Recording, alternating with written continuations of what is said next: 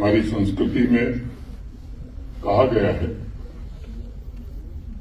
कि विद्वत्त नृपत्वचम नैव तुल्यम कदाचन स्वदेशे पूज्यते राजा विद्वान सर्वत्र पूज्यते। विद्वान को देश के भीतर और पूरी दुनिया में सम्मान मिलता है और ऋग्वेद में तो यहां तक कह दिया गया कि देवानाम सख्यमप सेदिमा वयम, हम विद्वानों से ही मैत्री करें।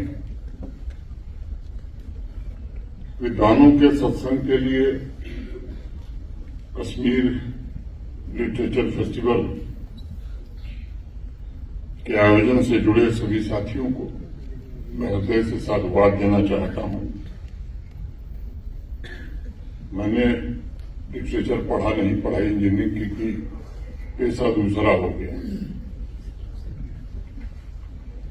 लेकिन जब हम पढ़ते थे, चाहे वो मैथमेटिक्स हो, साइंस हो या इंजीनियरिंग हो, तो इनके सिद्धांतों पर आधारित ऐसे डिजाइन डेवलप करने की कोशिश करते थे, ऐसे सॉल्यूशंस विकसित करने की कोशिश करते थे, ऐसे प्रोडक्ट्स और स्ट्रक्चर बनाने का प्रयास होता था जो समाज के समग्र विकास की गति को और तेज कर सके। सामान्य तौर पर यह धारणा भी है कि इंजीनियर का बनाया सॉल्यूशन या स्ट्रक्चर समाज की स्थिरता और गति। एक और बात, चूंकि कार्यक्रम श्रीनगर में है तो मुझे लगता है कि आप लोगों से एक निवेदन करना मैं अनिवार्य समझता हूं। यहां के नैरेटिव को दुरुस्त करने का काम भी आप ही जैसे लोगों का है। दशकों तक, लंबे समय तक मैनिपुलेटेड नैरेटिव यहां चलाया गया, जानबूझ करके चलाया गया। दबी जुबान में लेखक और मीडिया के लोग मिलते हैं, इस बात को स्वीकार भी करते हैं, जो कहते हैं साहब सीमा पार का भय है। ये भी स्वीकार करते हैं कुछ वहां से भी चलाया जाता है और सीमा पार से चलाए गए नैरेटिव को घाटी में प्रमोट करने की कोशिश होती है। जहां कश्मीर घाटी के भीतर केरल इकोसिस्टम से जुड़े हुए कुछ ऐसे तत्व थे, कम है लेकिन अभी भी कुछ हैं, जो नैरेटिव को कंट्रोल करने की कोशिश करते हैं, कंट्रोल करते भी हैं। उस इकोसिस्टम को काफी हद तक समाप्त करने में सफलता मिली है, लेकिन अभी भी कुछ ऐसे तत्व बचे हैं जो आतंकवादी गुटों के नैरेटिव को आगे बढ़ाने का प्रयत्न भी करते हैं, सामान्य नागरिक को बरगलाने की कोशिश भी करते हैं। कुछ हैं लोग जिन्हें कश्मीर की तरक्की से दिक्कत है। अब मुझे लगता है कि कश्मीर का आम आदमी इस खेल को समझ गई है और 22 अप्रैल के बाद जिस तरह से गांव, शहर, कश्मीर के कोने कोने से लोग निकले, स्वतः निकले, किसी का उसमें कोई कहे कि हमने निकलवाया तो वो झूठ के अलावा कुछ नहीं है। स्वतः स्फूर्ति, स्पॉन्टेनियस लोगों ने आतंकवाद का, पाकिस्तान के कृत्य का विरोध किया। आम जनता और युवा दोनों इस बात को जानते हैं कैसे तमाम अफवाहें मैनिपुलेटिव नैरेटिव के जरिए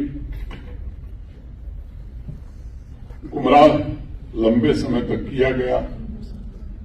कोशिश फिर हो सकती है।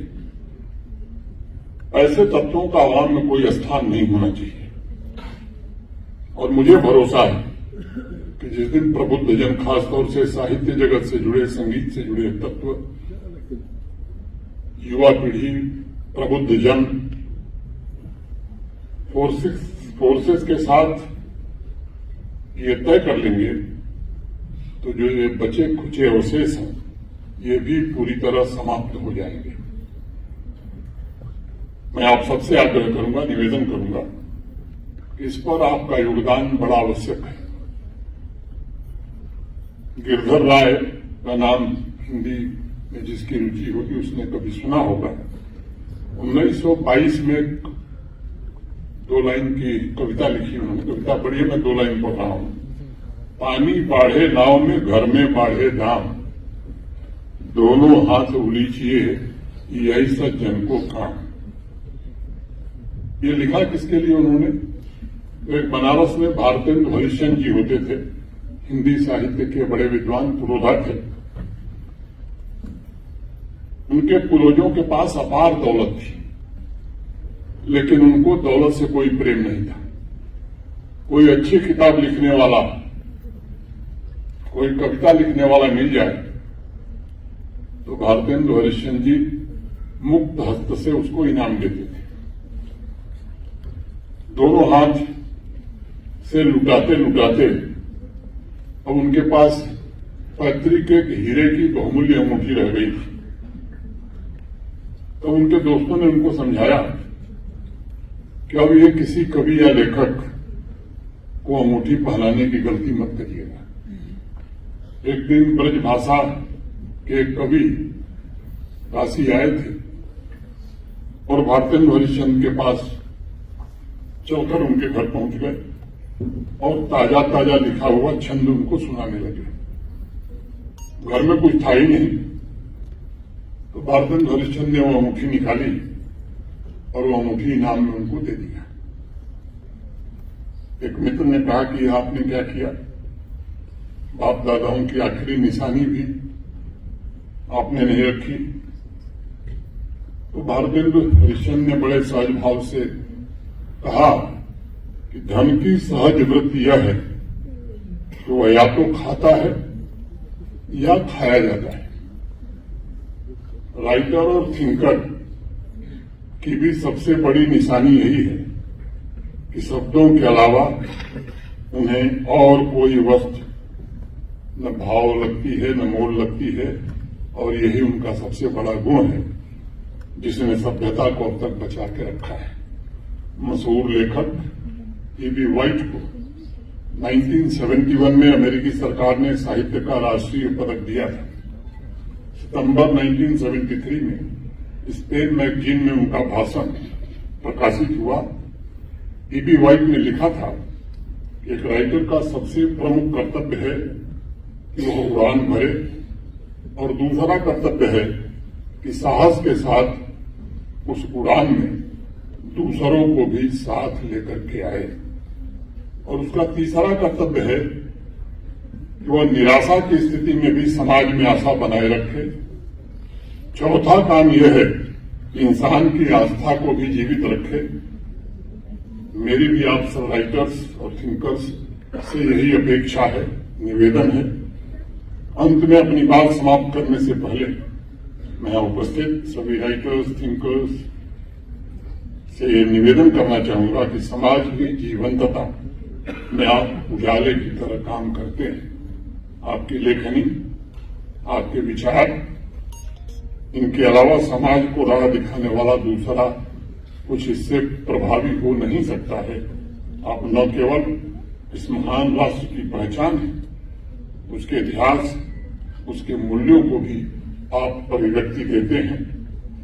समाज की सामूहिक स्मृति को भी संरक्षित रखने में आपका बड़ा योगदान है। ये बहुत बड़ी जिम्मेदारी का काम है, और मैं चाहूंगा कि निष्पक्षता से आप अपनी इस जिम्मेदारी को निभाएं। नई पीढ़ी को अपनी बौद्धिक और भावनात्मक गहराई की विरासत जाने से पहले जरूर सौंप के जाएं, ताकि ये हमारी परंपरा आने वाले समय में भी कायम रहे। फिर से आयोजन से जुड़े सभी साथियों के प्रति हृदय से कृतज्ञता ज्ञापित करते हुए तो पांडे जी तो समाप्त ही कर देना चाहिए। मैं आप सबको हृदय से धन्यवाद देते हुए अपनी बात पूरी करता हूँ, और दिनकर जी की कविता याद आ गई, पांडे जी उसको पढ़ देना। स्वानों को मिलता दूध वस्त्र भूखे बालक बुलाते हैं, माँ की हड्डी से चिपक चुर जाड़े की रात बिताते हैं। युवती के लज्जा वसन पे जब ब्याज चुकाए जाते हैं, मालिक तब तेल फुलेलों में पानी सा द्रव्य बहाते हैं। पानी 7 रुपये बाद में बहुत बहुत